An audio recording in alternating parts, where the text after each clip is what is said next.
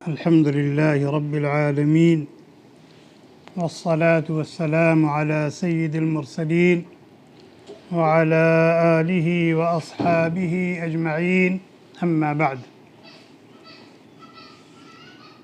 अऊज़ु बिल्लाहि मिनश शैतानिर रजीम बिस्मिल्लाहिर रहमानिर रहीम व आशिरूहुन्न बिल मारूफ क़ाल रसूलुल्लाहि सल्लल्लाहु अलैहि वसल्लम इस्तौसू बिन्निसाइ खैरा। मेरे दीनी भाइयों और बहनों, ये मजलिस वाज़ व तक़रीर नहीं है, बल्कि हमारी ये मजलिस मुज़ाकरा और मुहासबा है। हमने कुरान व हदीस में जो कुछ पढ़ा है, अपने असातिज़ा और बड़ों से जो कुछ सुना है,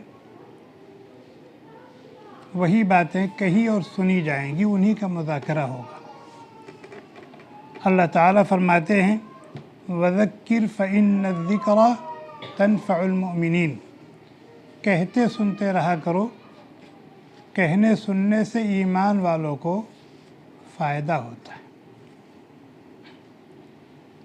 दूसरी बात ये कि कहने वाला अमल के जज्बे से, अपनी इस्लाह की नीयत से और इन बातों का मुहताज बन कर कहे।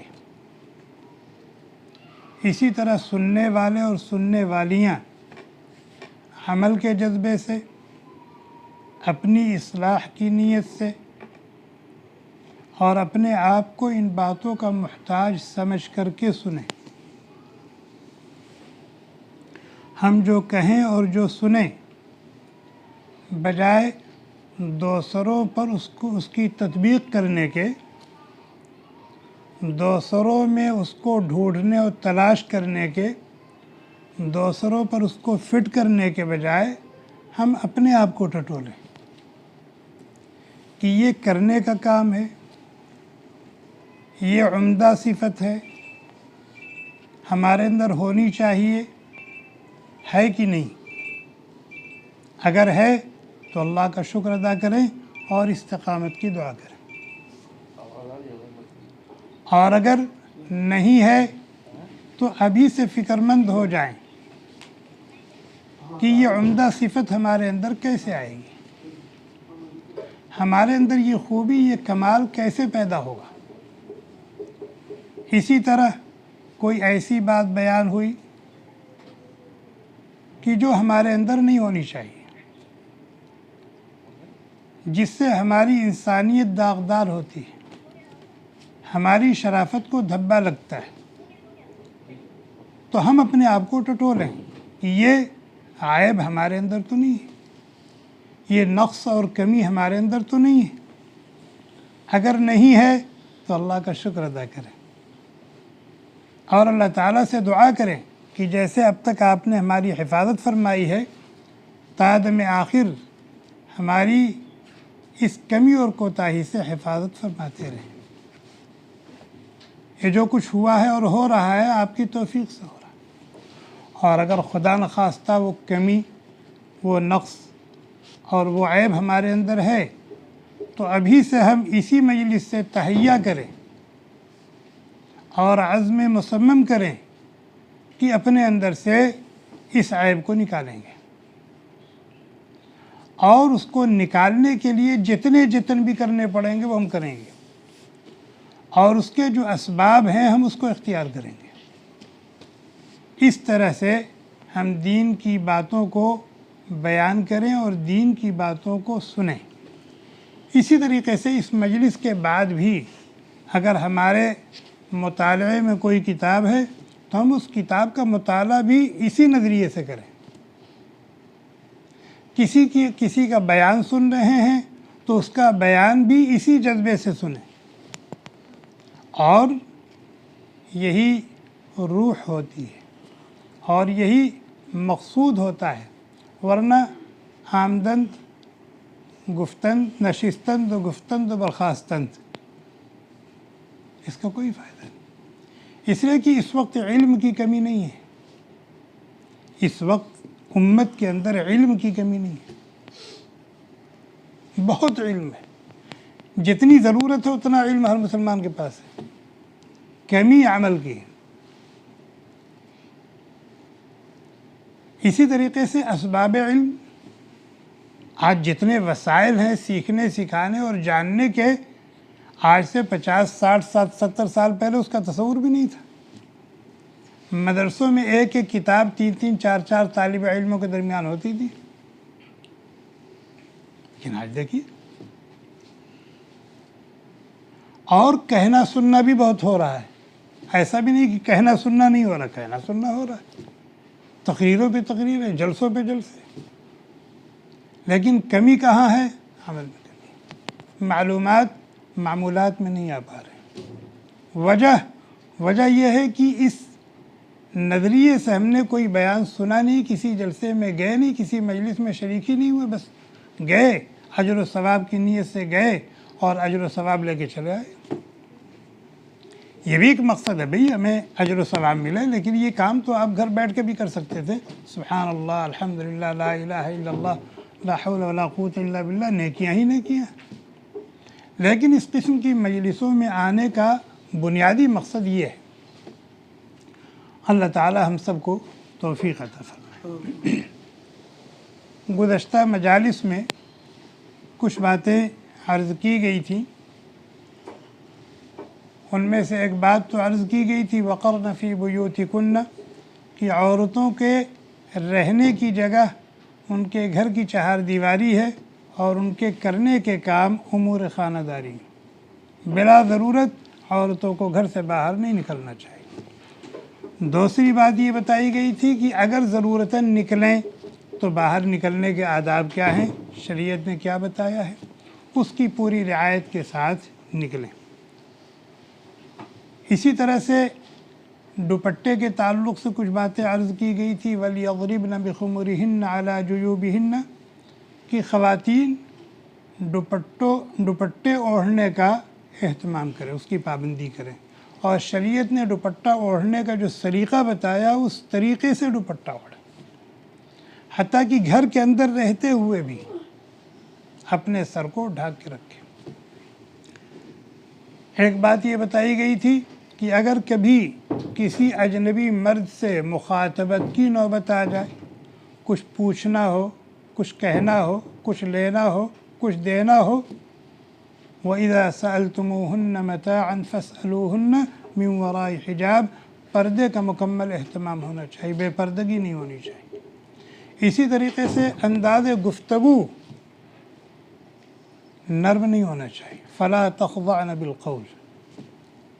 एक बात ये भी बताई गई थी कि चलने के आदाब क्या है, वला यज़रिबन बिअरजुलिहिन्न लियुअलम मा युख़फ़ीन मिन ज़ीनतिहिन्न, चलें तो बहुत, कभी बाहर निकलें और चलें तो बहुत संभल संभल करके चलें, कि चलने की वजह से आवाज़ न पैदा हो, और इस तरह की चप्पल वगैरह इस्तेमाल करने से एहतियात करें जिसकी वजह से बेहतियाती होती है। इसी तरीके से बात बयान की गई थी कि एक शरीफ ख़ातून का लिबास कैसा होना चाहिए, न तो बहुत ज़्यादा बारीक हो, शफ़ाफ़ हो कि वो न पहनने के हुक्म में हो, या नाक़िस हो, अधूरा हो जैसा आजकल चला हुआ है, या बहुत ज़्यादा चुस्त और तंग ना हो कि जिस्म का नशेब व फराज, उतार चढ़ाव सब ज़ाहिर हो रहा। तो इन बातों का मुज़ाकरा गुज़श्ता मजालिस में हो चुका है। अल्लाह ताला अमल की तौफ़ीक़ अता फ़रमाए। आज जो बात अर्ज़ करनी है, इसलिए कि वक्त तो अभी से बहुत ज़्यादा हो गया, 10 बज रहा है तकरीबन। हज़रत अबू सईद खुदरी रज़ी अल्लाह ताला अन्हु कहते हैं कि एक मरतबा ईद के दिन नबी अकरम सल्लल्लाहु अलैहि वसल्लम ने मर्दों में वाज़ फरमाया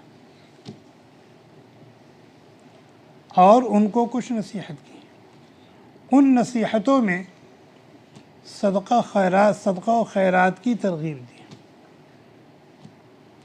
फिर वहाँ से फारिग होकर के औरतें दूसरी तरफ थीं, आप वहाँ तशरीफ़ ले आए और फिर आपने उनको भी वाज़ व नसीहत की।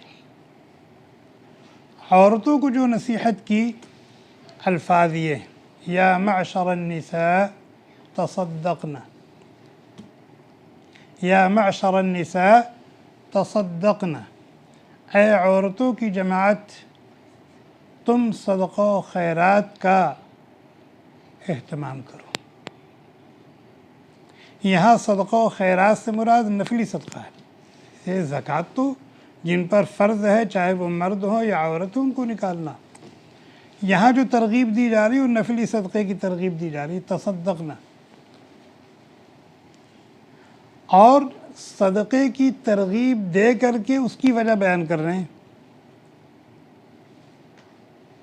फ़इन्नी रअयतुकुन्न अक्सर अहलिन नार, कि मैंने तुम लोगों को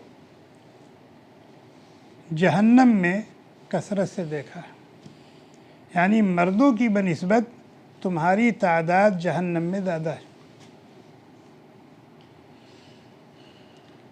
ख़वातीन ने पूछा, बिमा या रसूल अल्लाह, हमारे कसरत से जहन्नम में जाने की वजह क्या है?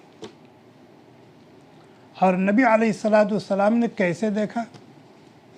जब आप सफ़र मेराज में तशरीफ़ ले गए थे तो अल्लाह तबारक व तआला ने वहाँ आपको बहुत कुछ दिखाया था, बताया था। चुनांचे सुब्हानल्लज़ी अस्रा बिअब्दिही लैलन मिनल मस्जिदिल हराम इलल मस्जिदिल अक़सा अल्लज़ी बारकना हौलहु लिनुरियहु मिन आयातिना, लिनुरियहु मिन आयातिना। जहाँ मुहिब और महबूब की मुलाकात मकसूद थी, वहीं अपने नबी को बहुत सारी चीज़ों का मुशाहिदा कराना भी मकसूद था। आपको जन्नत भी दिखाई गई, जहन्नम भी दिखाई गई, और लोगों को सवाब और अज़ाब की मुख्तलिफ़ शक्लें दिखाई गईं। उसके अलावा भी नबी अलैहिस्सलातु वस्सलाम को ख्वाब के ज़रिए से भी बहुत कुछ बताया गया और दिखाया गया। तो आपने उसी सफ़र में देखा था कि जहन्नम में औरतें मर्दों की बनिस्बत ज़्यादा है। बहरहाल ख़वातीन ने पूछा कि औरतों के कसरत से जहन्नम में जाने की वजह क्या है? आप सल्लल्लाहु अलैहि वसल्लम ने उसकी दो वजह बयान फरमाई। एक तो फरमाया तुक्सिरनल लान, तुम लान तान बहुत करती हो, लोगों को बद्दुआएँ बहुत देती हो, कोसती बहुत हो, अल्लाह तबारक व तआला की रहमत से दूर करती हो। ये एक वजह। वतकफुरनल अशीर, और तुम अपने शौहरों की नाशुक्री बहुत करती हो। ये दो अहम वजह है जो तुम्हारे कसरत से जहन्नम में जाने की का सबब है, उसकी वजह। मुहद्दिसीन कहते हैं कि यहाँ तुक्सिरनल लान, लान के माना है बुअद अनिर रहमह, अल्लाह तबारक व तआला से दूर होने की बद्दुआ देना। अल्लाह तबारक व तआला से दूर होने की बद्दुआ देना कि तुम लान तान बहुत करती हो, लोगों को कोसती बहुत हो। मुहद्दिसीन कहते हैं कि यहाँ लान से मुराद सिर्फ यही नहीं है, बल्कि लान से मुराद ज़ुबान का गलत इस्तेमाल मुराद है, कि तुम ज़बान का गलत इस्तेमाल बहुत करती हो, और ज़बान के उन गलत इस्तेमाल में लान तान बहुत करती हो। तुम लोगों पर लानत भेजती हो, लोगों को ताने देती हो, गीबतें करती हो, चुगलियाँ खाती हो, लोगों पर इल्ज़ाम लगाती हो, बहतान लगाती हो। इस तरह की जो ज़बान के गुनाह हैं, ये वजह है कसरत से जहन्नम में जाने की। ये जो गुनाह है, लानत भेजना, गीबत करना, चुगलखोरी करना, इल्ज़ाम लगाना, बहतान लगाना, ताने देना, ये सारे गुनाह ऐसा नहीं कि सिर्फ औरतों ही के अंदर पाए जाते हैं, नहीं, ये मर्दों के अंदर भी पाए जाते हैं और औरतों के अंदर भी पाए जाते हैं। मर्दों में भी इस तरह के मरीज़ हैं और औरतों में भी इस तरह के मरीज़ हैं, लेकिन मर्दों की बनिस्बत औरतों में ये बीमारियां ज़्यादा पाई जाती हैं। इसलिए नबी अलैहिस्सलातु वस्सलाम ने एहतमाम के साथ उनको इस तरफ मुतवज्जे फरमाया, तुकसिरन लाना। और किसी पर लानत भेजना ये तो गुनाह है, गीबत करना ये भी गुनाह है, चुगली खाना ये भी गुनाह है, किसी पर बहतान लगाना ये भी गुनाह है, किसी को ताना देना ये भी गुनाह है, किसी की आबरू रेज़ी करना ज़बान से ये भी गुनाह है। लेकिन लानत ये बहुत बड़ा गुनाह है। भाई किसी को अल्लाह ताला की रहमत से दूर होने की दुआ करना, इससे बड़ा गुनाह क्या हो सकता है। चुनांचे अबू दाऊद शरीफ की रिवायत है मुस्नद अहमद की, हज़रत अबू दरदा रज़ी अल्लाह ताला अन्हु कहते हैं अल्लाह के नबी अलैहिस्सलातु वस्सलाम ने फरमाया, इन्नल अब्द इज़ा लान शैअन सईदतिल लानतु इला समा।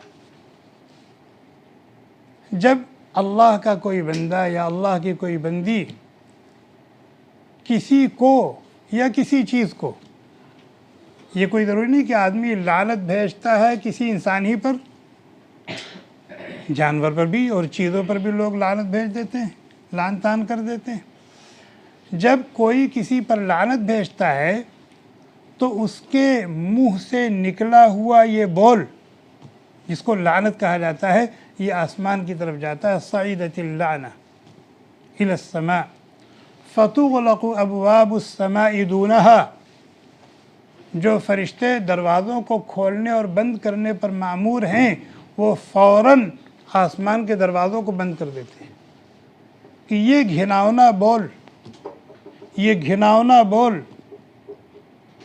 जिसके नुकसानात क्रूज़ मिसाइल से कहीं ज़्यादा हैं, ये ऊपर न जाने पाए।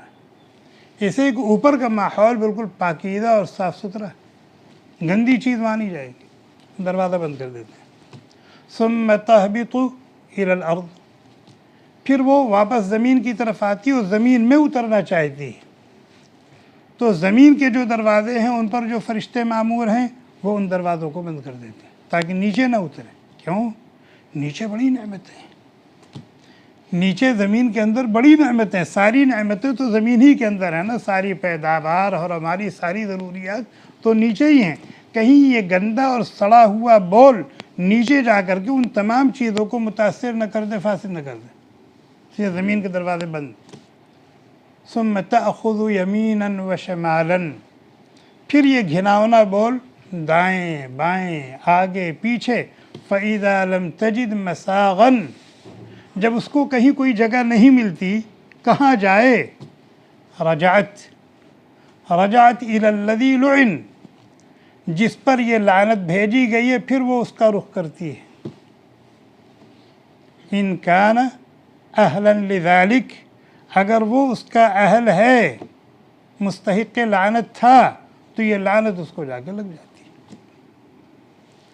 कभी वो लानत भेजने वाले का शौहर होता है,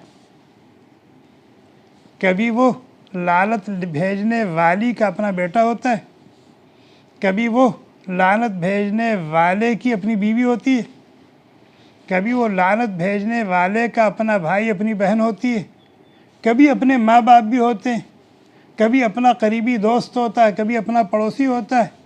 वो लानत जाके लग गई, अब ये सर पकड़ के रो रहा है, सर पकड़ के रो रही, हाय मेरी माँ, हाय मेरा बेटा, हाय मेरी बेटी, हाय मेरा शौहर, हाय मेरी बीवी।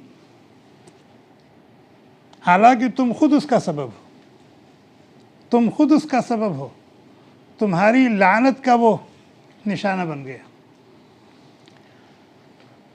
अल्लाह के नबी अलैहिस्सलातु वस्सलाम ने फरमाया, व इल्ला रजअत इला क़ाइलिहा, जिस पर लानत भेजी गई है, जिसको रहमत खुदाबंदी से दूरी की बद्दुआ दी गई है, अगर वो इसका मुस्तहिक़ नहीं है तो फिर ये लानत, ये घिनौना बोल, ये वापस जाता है किसकी तरफ?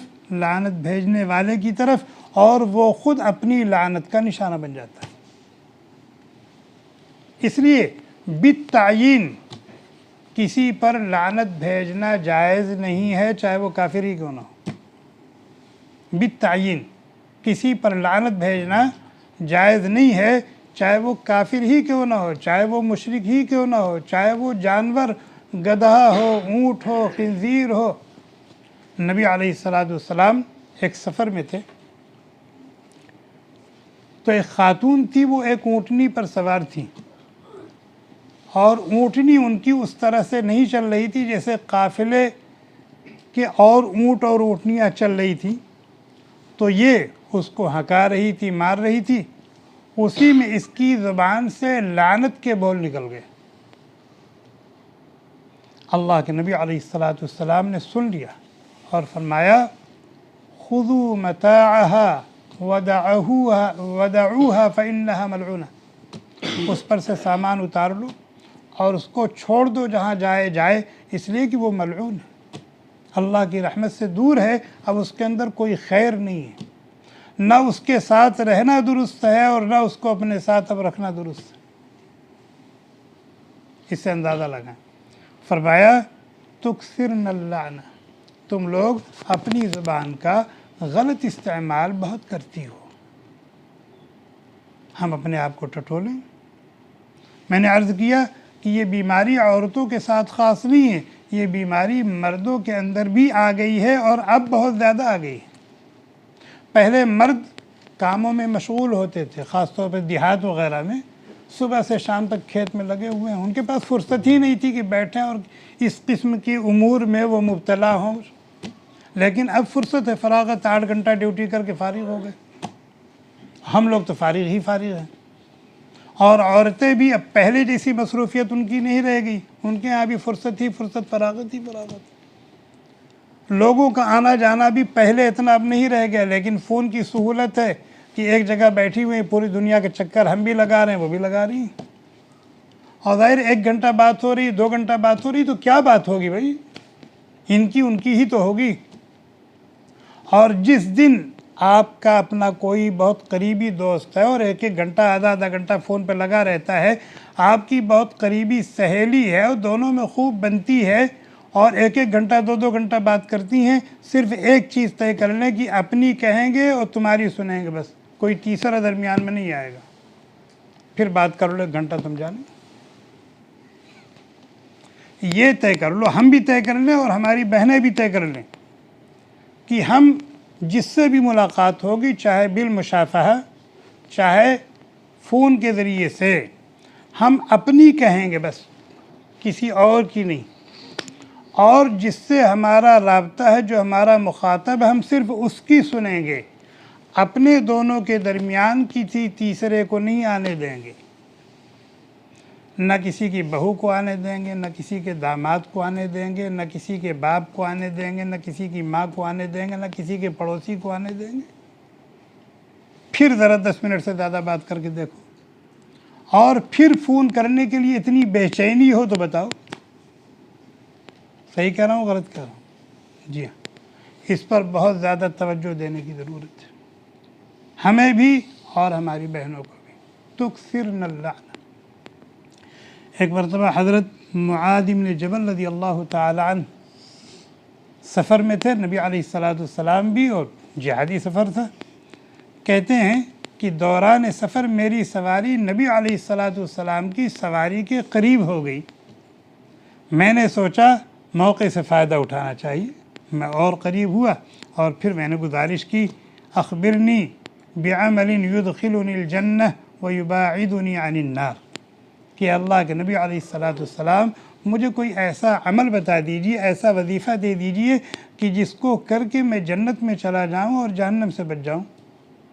नबी अलैहिस्सलाम ने कुछ नसीहतें की, मिन जुमला उन नसीहतों के सबसे अहम नसीहत जो की वो ये फरमाया, कुफ़ अलैका हाज़ा, अपनी ज़ुबान को अपने हाथ से पकड़ा और फरमाया कुफ़ अलैका हाज़ा, अपनी ज़ुबान को अपने काबू में रखो।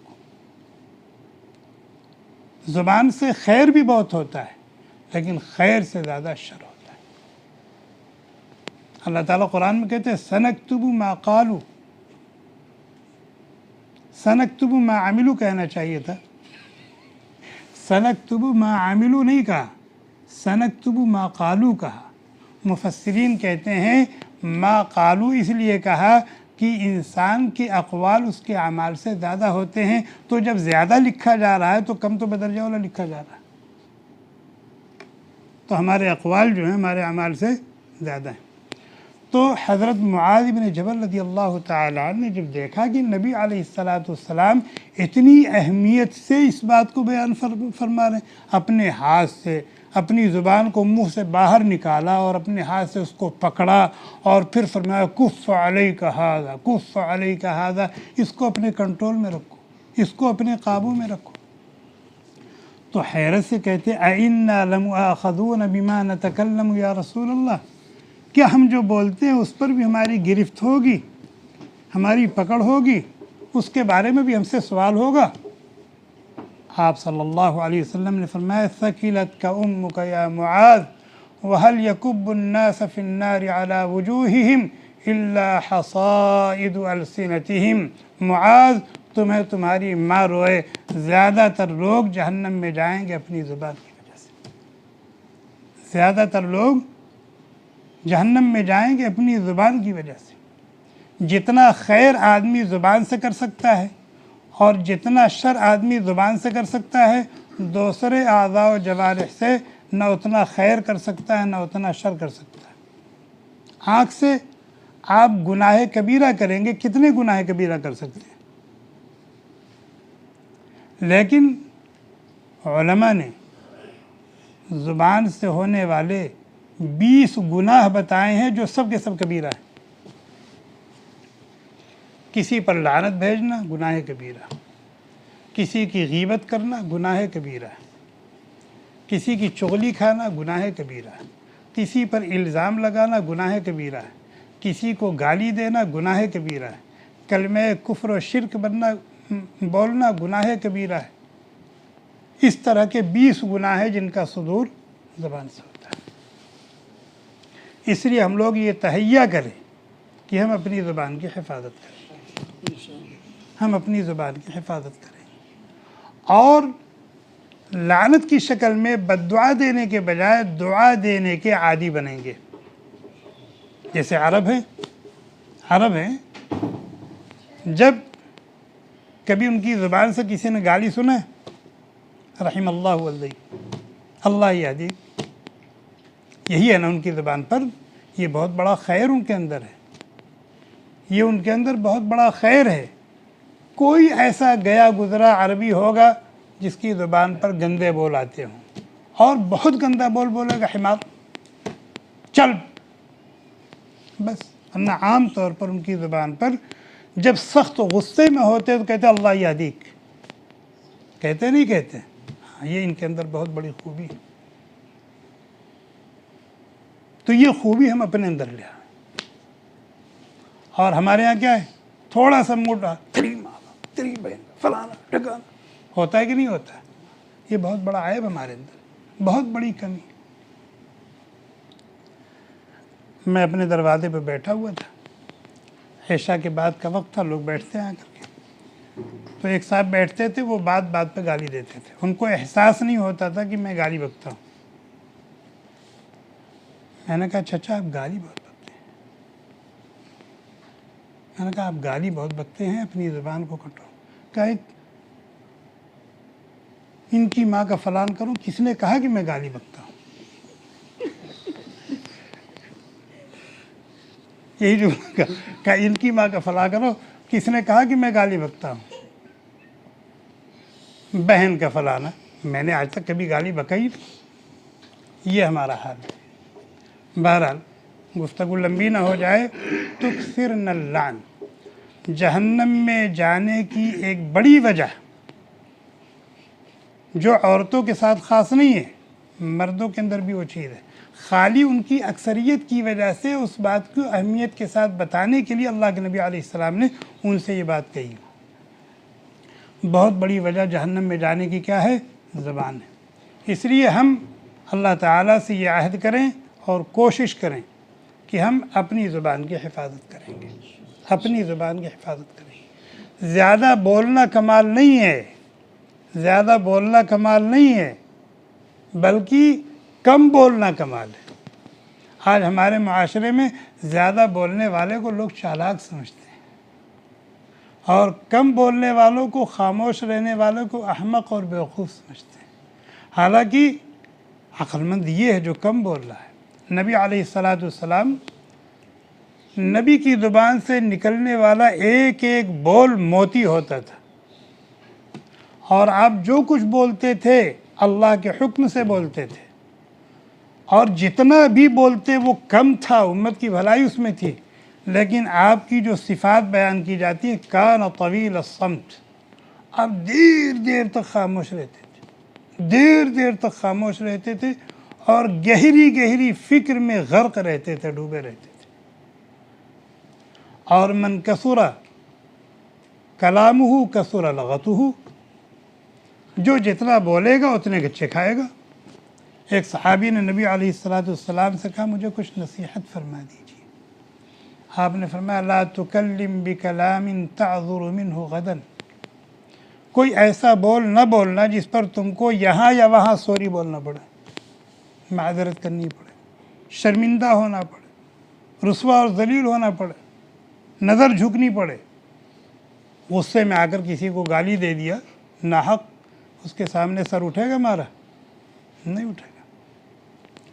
तो इस पर बहुत ज़्यादा तवज्जो देने की ज़रूरत है और हम सबको। और दूसरी वजह जो नबी अलैहिस्सलाम ने बयान फरमाई, फरमाया तकफुरनल अशीर, है औरतों की जमात, तुम अपने शौहरों की नाशुक्री बहुत करती हो।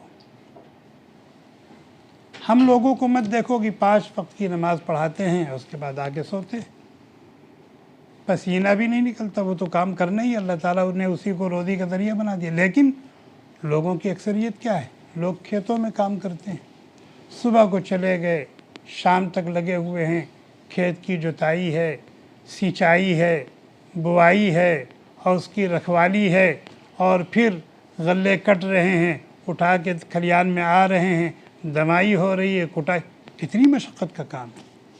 इसी तरीके से ताजिर है, 4 पैसे के लिए कहाँ कहाँ की ठोकरें नहीं खाता, कैसे नहीं दर दर होता। और मुलाजिम पेशा है, किसके किसके सामने उसको नहीं सर झुकाना होता, किसको किसको नहीं यस्सर करना पड़ता, ये उसकी तो अपनी इज्जत नफ्स है ना। लेकिन कोशिश ये होती है कि भाई 4 पैसा ले आएँ, अपने बीवी बच्चों को खिलाएं पिलाएं, आराम पहुंचाएं, यही होता है ना। और अपनी हैसियत के मुताबिक सारी ज़रूरतें पूरी करने की कोशिश करता है, ईद हो, बकरीद हो, दूसरे मामलात हों। लेकिन अगर कभी किसी भी मौके पर किसी वजह से कोई फरमाइश पूरी करने में कोताही हो गई, या कोई सामान लाने के लिए कहा था, जहन से बात निकल गई, या सहूलत नहीं ले आए, फिर देखिए आप तो है ही ऐसे, आपको तो जिम्मेदारी का कोई एहसास ही नहीं। बस तुम्हारे साथ तो पढ़ करके मेरी किस्मत ही फूट गई। रिश्ते तो बहुत अच्छे अच्छे आ रहे थे, लेकिन तुम जैसा चपंडू मेरे मुकद्दर में था, मेरे माँ बाप ने तुम्हारे साथ चिपका दिया। बताओ तुमने क्या दिया मुझको? क्या दिया भाई? क्या दिया तुमने मुझको? मेरे लिए क्या बनाया? वही जो साल में 2 चीथड़े ला के दे देते हो, उसी पर इस तरह के जुमले औरतें आम तौर पर बोलती हैं। हालांकि वहाँ मकसद उनकी फरमाइशों को नज़रअंदाज करना नहीं था, या वो जो ज़रूरत थी उनकी अपनी या बच्चों की, भाई बाप वो भी तो है ना, उसके भी तो जज्बात हैं अपने बच्चों के ताल्लुक़ से कि अच्छे से अच्छा खिलाऊं, जहन से बात निकल गई होगी, या ये कि सहूलत नहीं, जेब खाली। उन्होंने क्या किया कि बस एक झटके में उसकी सारी मोहब्बत को, सारे प्यार को, सारी कुर्बानियों को, सारी मशक्क़तों को और परेशानियों को उठा करके कचरे के डब्बे में डाल दिया। ये वाक़या है, ये वाक़या है। फरमाया नहीं, तुम्हारे जहन्नम में जाने की एक बड़ी वजह ये नाशुक्री है, नाशुक्री। ये जो तुम्हारे अंदर जज्बा नाशुक्री है ना, इसकी वजह से भी तुम कसरत से जहन्नम में जाओगे। इसलिए कि शौहर तुम्हारा सरताज है, उसके बड़े हुकूक़ हैं। कितने बड़े हुकूक़ हैं कि अल्लाह के नबी अलैहिस्सलातु वस्सलाम ने फरमाया कि अगर अल्लाह के अलावा मैं किसी को सजदा रवा रखता तो औरतों से कहता कि अपने शौहरों को किया करें। अब ये बात हमारी हलक़ से उतरे या ना उतरे, लेकिन है हकीकत अल्लाह के नबी ने फरमाई है। अल्लाह के नबी ने फरमाई है और अल्लाह के हुक्म से फरमाई है। अब चाहे औरतों की ये बात हज़म हो या ना हो कि भाई मर्दों का इतना ऊंचा मकाम है, लेकिन है हकीकत में, इसलिए कि अल्लाह ने कहा है और अल्लाह के नबी ने बयान किया। शौहर का साया किसी औरत के सर पर, ये इतनी बड़ी नेमत है, इतनी बड़ी नेमत है, इतनी बड़ी नेमत है कि वो शौहर कितना निकम्मा ही क्यों ना हो, शौहर कितना निकम्मा ही क्यों ना हो दीन और दुनिया दोनों एतबार से, लेकिन अगर उसका भी साया किसी औरत के ऊपर है तो उस औरत पर कोई नज़र उठाने की जुर्रत नहीं कर सकता। नहीं समझ में आया? नहीं समझ में आया? उस औरत पर कोई नज़र उठाने की जुर्रत नहीं कर सकता। बहुत बड़ी ढाल है ये मैंने एक चीज़ बताई, वरना और आप देखें भाई ये तो खातून खाना है, घर की चार दीवारी में साए में आराम से है और अपनी जिम्मेदारियों को निभा रही है, लेकिन बाहर इसके साथ क्या कुछ होता है ये तो वही जानता है बेचारा ना। बहरहाल तो शौहर की नाशुक्री और शौहर की नाकदरी ये भी एक बहुत बड़ा गुनाह है, बहुत बड़ा गुनाह है, जिससे ताकीदी तौर पर ख़वातीन को बचने का हुक्म अल्लाह के नबी अलैहिस्सलातु वस्सलाम ने दिया है और उनको बचना चाहिए, उनको बचना चाहिए।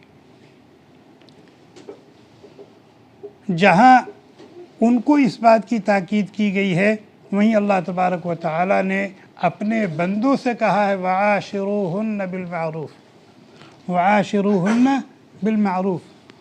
मेरी जिन बंदियों को तुमने मेरा नाम लेकर अपने लिए हलाल किया है उनके साथ ज़रा अच्छे से रहना सहना, अच्छे से रहना सहना। वआशिरूहुन्ना बिलमारूफ़, उनकी नाकदरी ना होने पाए। और मारूफ़ का लफ्ज़ इतना जामे है, इतना जामे है, इतना जामे है कि इसके अंदर हर किस्म का खैर आ गया। जिस किस्म का खैर, जिस किस्म की भलाई आप कर सकते हैं वो उसके साथ करें। खाने पीने की लाइन से, पहनने ओढ़ने के लाइन से, रखने के लाइन से, राहत व आराम पहुँचाने के लाइन से और उनकी नाज़बरदारी की लाइन से, दुलार प्यार और मोहब्बत की लाइन से, हुदूद शरअ में रहते हुए आप जितना कर सकते हैं, जितना कर सकते हैं उतना करें। वआशिरूहुन्ना बिलमारूफ़,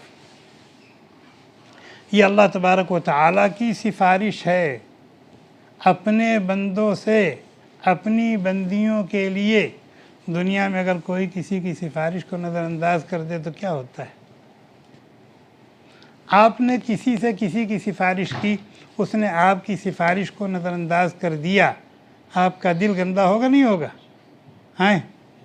और अगर हमने अल्लाह ताला की सिफारिश को नज़रअंदाज कर दिया अल्लाह की बंदियों के ताल्लुक़ से, तो हमारा क्या बनेगा? हमारा क्या बनेगा? इसलिए हम इसका ख्याल करें। वआशिरूहुन्ना बिलमारूफ़।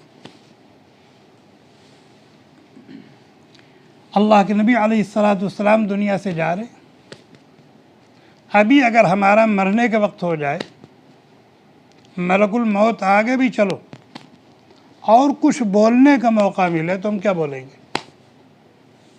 जो बात बहुत ही अहम हमारे नज़दीक होगी वही तो बोलेंगे ना। जो बात हमारे नज़दीक बहुत ही अहम और ज़रूरी होगी हम वही बोलेंगे। अल्लाह के नबी अलैहिस्सलातु वस्सलाम दुनिया से जा रहे हैं, बिल्कुल आखिरी वक्त है, आपकी ज़ुबान क्या पर क्या है? इस्तौसू बिन्निसाई खैरा, इस्तौसू बिन्निसाई खैरा। जैसे अल्लाह ताला ने मारूफ़ का जामे लफ्ज़ इस्तेमाल किया है और हर तरह से खैर और भलाई करने का हुक्म दिया है अपनी बंदियों के साथ, इसी तरह से अल्लाह के नबी अलैहिस्सलातु वस्सलाम ने भी लफ्ज़ खैर एक जामे लफ्ज़ इस्तेमाल किया। कि अल्लाह की बंदियाँ जो तुम्हारे पास हैं, तुम्हारी आगोश में हैं, तुम्हारी शरीके ज़िंदगी हैं, उनके साथ जितनी भलाई कर सकते हो हुदूद शरअ में रहते हुए अपनी हैसियत के मुताबिक उतनी भलाई करना। ये बहुत बड़ी वसीयत है, ये बहुत बड़ी वसीयत। इसी तरीके से एक आयत और पढ़ता हूँ। हम मर्द हैं, हम मर्द हैं, हैं? हम मर्द हैं, यानी हम मर्द हैं, हमारे ही सारे हुकूक़ हैं। खाना पकावें, दस्तरखान पर ला के सजावें, चाय बनावें, नाश्ता बनावें, और हमारे कपड़े धुलें, हमारे कपड़े प्रेस करें, और हमारी चीज़ों को तरतीब से रखें, और हमारे सर में दर्द है तो लाके तेल भी लगाएं, पैरों में दर्द है तो आगे दबाएं भी, है कि नहीं? इसलिए कि हम मर्द हैं और हम ये समझते हैं कि हमारा ही हक़ उनके ऊपर है। वो बेचारी, उसके सर में भी दर्द है, उसके भी बदन में भी दर्द है।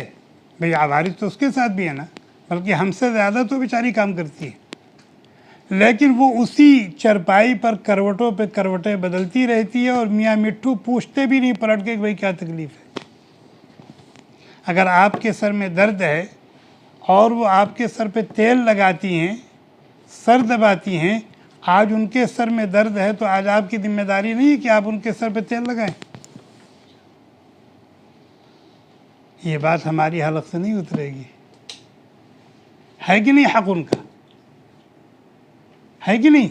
अगर उनके पैरों में दर्द है, उनकी पीठ में दर्द है, उनकी कमर में दर्द है, तो जैसे हमारे बदन में दर्द होता है और वो वक्त पर दबाती हैं, आराम पहुंचाती हैं, तो आज उनको इस तरह की तकलीफ़ है, तो क्या हमारी जिम्मेदारी नहीं है? आम हालात में वो हमारे कपड़े धुलती हैं, सब कुछ करती हैं हमारा, लेकिन आज अगर वो दुख में है, तकलीफ़ में है, कपड़े नहीं धुल सकती हैं, तो क्या हम उनके कपड़े नहीं धुल सकते? ये हमारी जिम्मेदारी नहीं है? इस मामले में बहुत कोताही हमारे अंदर पाई जाती है। हम अपना काम भी करवाते हैं और थोड़ा सा भी आगे पीछे हो तो ताव भी दिखाते हैं, और उनकी जो ज़रूरियात इस तरह की होती हैं, कभी हमारा जहन भी नहीं जाता कि भाई हम भी ज़रा, हालांकि अल्लाह ताला क्या कहते हैं, वलहुन्न मिस्लुल्लज़ी अलैहिन्न बिलमारूफ, जितने हुकूक तुम्हारे उन पर हैं उतने ही हुकूक उनके तुम पर भी हैं। अगर तुम बाहर के निज़ाम को संभाल रहे हो तो वो अंदर के निज़ाम को संभाल रही। अगर वो तुम्हारे सर पे तेल लगा रही हैं, तुम्हारी जिस्मानी खिदमत कर रही हैं, तो भाई उनका भी तो हक़ है। हुकूक में दोनों बराबर है, भले उम्र में ऊपर नीचे हों, उम्र में ऊपर नीचे हों, लेकिन रुतबे में दोनों बराबर है और हुकूक में दोनों बराबर है। और यहाँ उलमा बैठे हुए मैं तवज्जो दिलाता हूँ, वलहुन्न मिस्लुल्लज़ी अलैहिन्न, मर्दों के उन पर जो हुकूक हैं उनका तज़किरा बाद में हो रहा है, उनके मर्दों पर जो हुकूक है उनका तज़किरा पहले हो रहा है। मेयार अल्लाह ताला ने उनके हुकूक को बनाया है, सही है कि नहीं? वलहुन्न मिस्लुल्लज़ी अलैहिन्न बिलमारूफ। तो हमें इसका भी ख्याल करना चाहिए, इसका भी ख्याल करना चाहिए। तो हम अपनी ज़ुबान की हिफाजत करें, और ये नाशुक्री का जो जज्बा है, हम जैसे उनकी तरफ से शौहर की नाशुक्री होती है, ऐसे ही मर्दों की तरफ से उनकी भी नाशुक्री होती है। 30 दिन उन्होंने बेहतरीन सालन बनाया और अच्छी अच्छी डिशें तैयार करके खिलाई। एक दिन नमक थोड़ा सा ज़्यादा हो गया, देखिए, एक दिन थोड़ा सा नमक ज़्यादा हो जाए या आम निज़ाम से हट जाए कोई निज़ाम, फिर देखिए हमारा पारा, नहीं, ये गलत।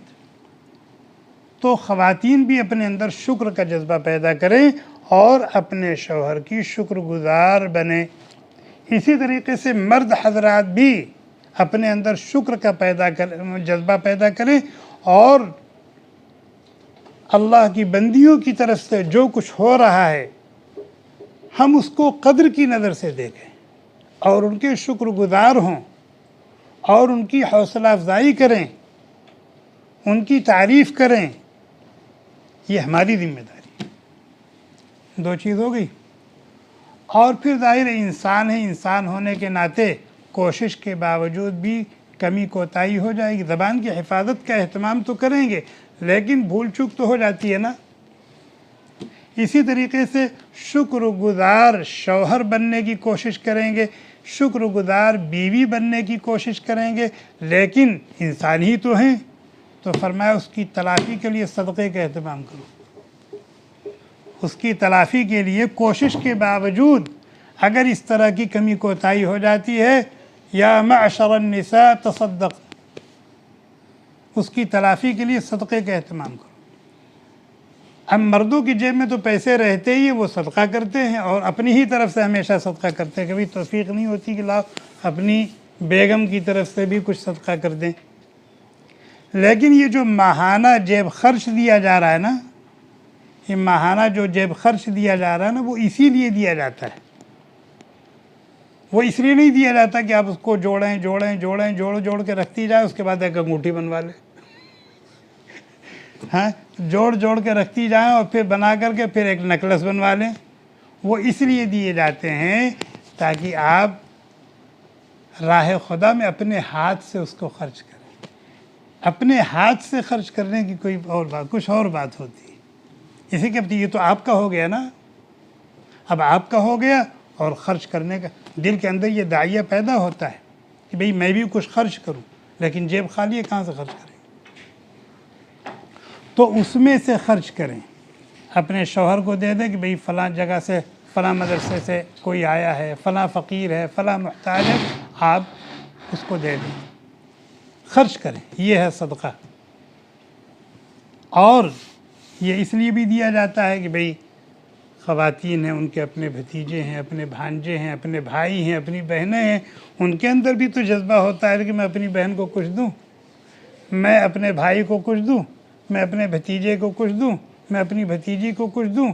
फिर ये सोच करके रह जाती हैं कि अभी उनसे मांगना पड़ेगा, उनके सामने हाथ फैलाना पड़ेगा, पता नहीं देंगे कि नहीं देंगे, कहीं नाराज़ ना हो जाए।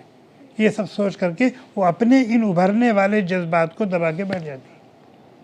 या इसी तरीके से यही दाइया पैदा हुआ, कुछ खर्चा करूं, कुछ सदका करूं, लेकिन है नहीं, मांगना पड़ेगा, छोड़ो जाने। इसलिए हर आदमी की जिम्मेदारी है कि वो अपनी बीवी को उसकी जो ज़रूरियात हैं उनको पूरा करने के साथ हर महीने कुछ नक़द ज़रूर दिया करे। और हमारी बहनें ये सुन लें कि ये जो नक़द दिया जा रहा है, शरीयत दिलवा रही है, उससे मकसद क्या है?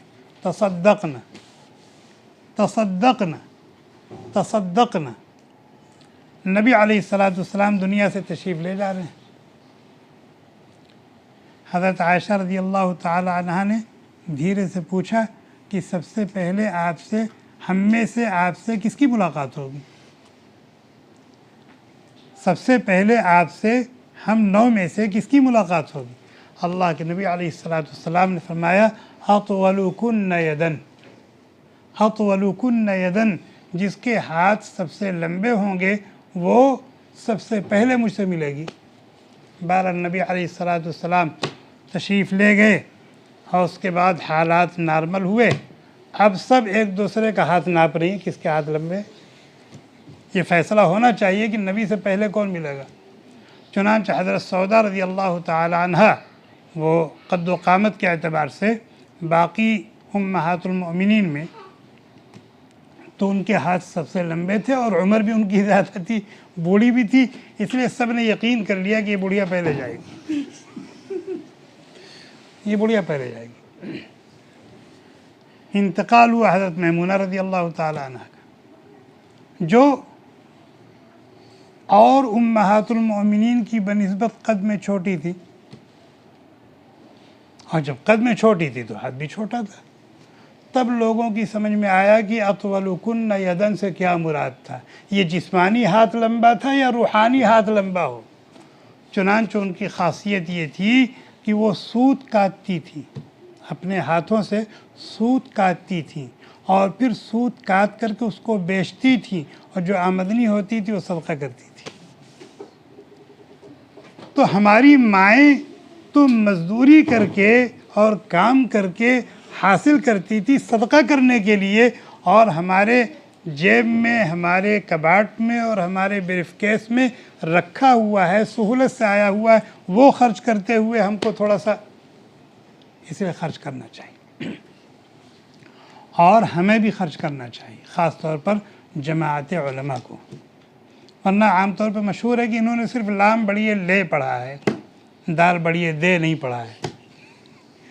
हमारी बिरादरी इसमें जो है बहुत बदनाम है कि ये सिर्फ लेना जानते हैं, देना नहीं जानते।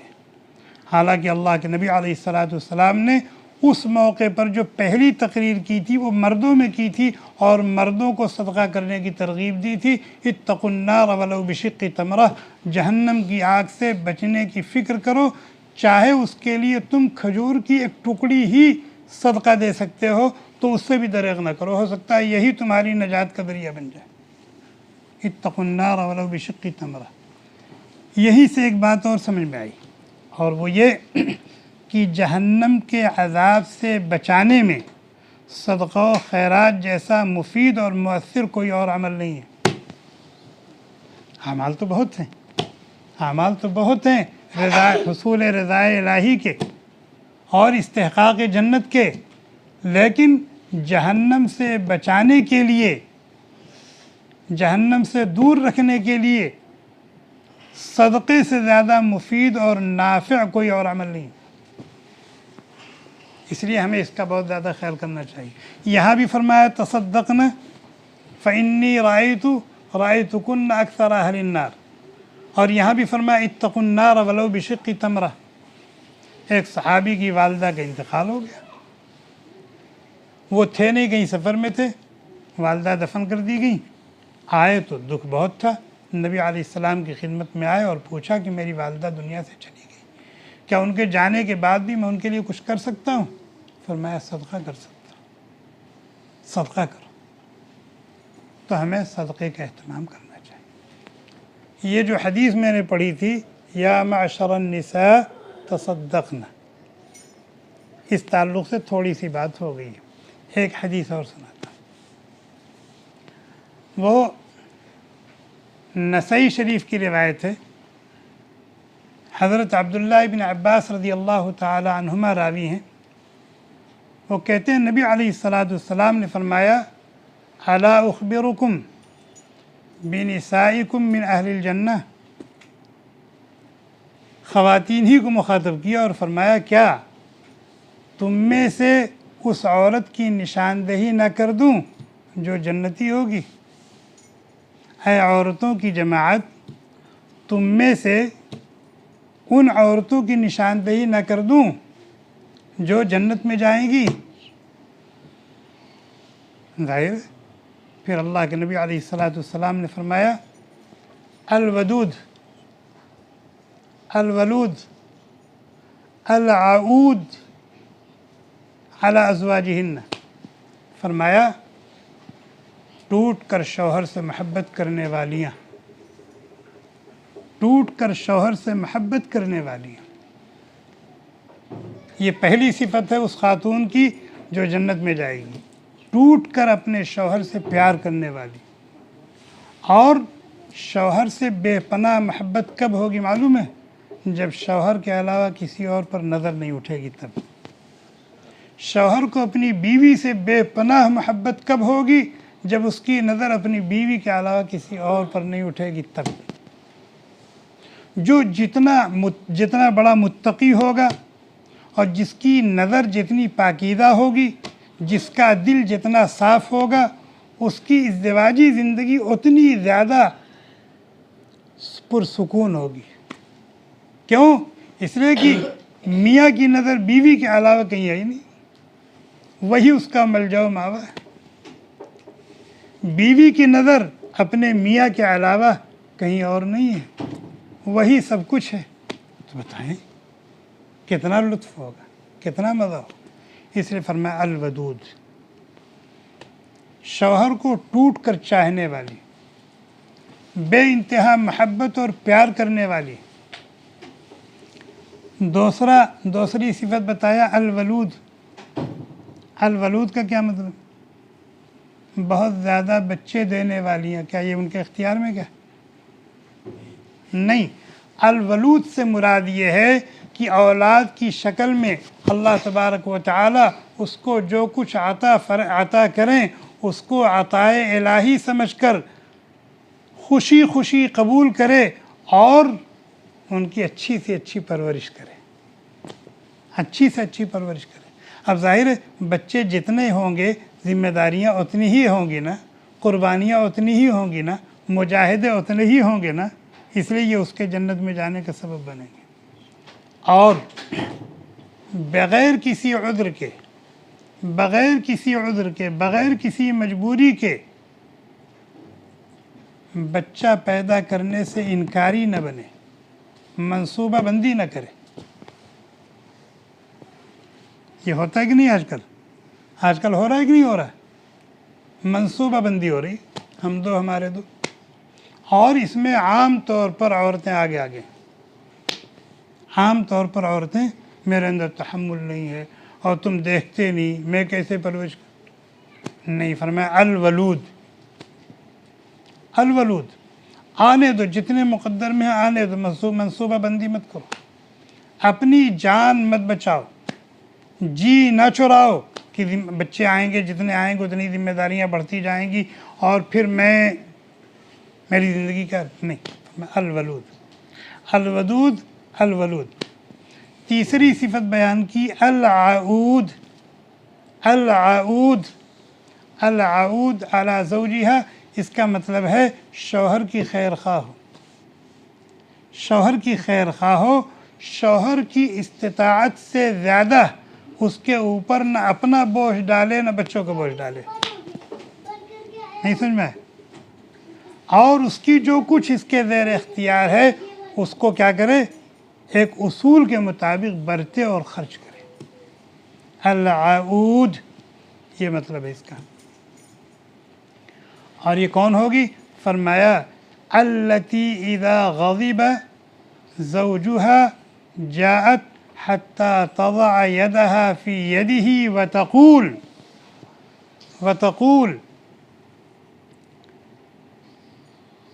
ला।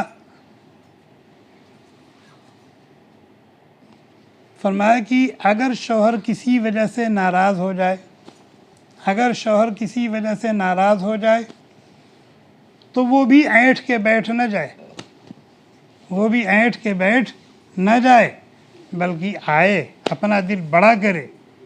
फिर तुम्हारा सरताज है ये, दिन भर न जाने कहाँ कहाँ ठोकरें खा करके आया है। आए और अपने हाथ में अपने सरताज का हाथ ले ले और अब नाज़ो अंदाज से कहे मान जाओ, मान जाओ। अगर तुम नाराज़ हो, नाखुश हो, तो मैं खाना कैसे खाऊं? खाना कैसे अच्छा लगेगा मुझे नींद कैसे आएगी? ला अनामु गम्बन हत्ता तरदा, ये हदीस के अल्फाज हैं। मैं नहीं खाऊंगी जब तक आप खुश नहीं होंगे, मैं नहीं सोऊंगी जब तक आप खुश नहीं होंगे, मैं अच्छे कपड़े नहीं पहनूंगी जब तक आप खुश नहीं होंगे। और फरमाया नाज़ो अंदाज के ज़रिए से वो क्या करे? मना ले। तो जिस खातून के अंदर ये चार सिफ़ात होंगी वो खातून जन्नती है। ये अल्लाह के नबी अलैहिस्सलातु वस्सलाम ने फरमाया अला उख़बिरुकुम बिनिसाइकुम मिन अहलिल जन्नह, क्या मैं जन्नती औरत की सिफ़ात न बताऊँ? अलवलूद, अलवदूद, अलवलूद, अल-आऊद। और फिर आगे वाली सिफत है कि अगर शौहर किसी वजह से नाराज़ हो तो फिर ये नाराज़गी देर पा नहीं होनी चाहिए। दिल बड़ा करो, दिल बड़ा करो और दिल बड़ा करके इस नाराज़गी को दूर करो। आम तौर पर ये देखा गया है कि मर्द रूठ जाता है और वो ये समझता है कि रूठने का हक़ मेरा ही है, ताव दिखाने का, गुस्सा दिखाने का हक़ मेरा ही है, नहीं। जब हुकूक में दोनों बराबर हैं तो फिर ये हक़ भी उसको हासिल है। और जैसे यहाँ ये कहा गया कि अगर शौहर रूठ जाए तो उसको मना लो, और जब तक मना ना लो तुमको सुकून नहीं होना चाहिए, तुमको मुतमईन नहीं बैठना चाहिए। इसी तरीके से अगर कभी अहलिया मुहतरमा नाज दिखाएं और हमारी किसी हरकत की वजह से वो नाराज़ हो जाएं, तो अब हमारी ज़िम्मेदारी है कि हम भी उनको मना लें, हम भी उनको मनाएं।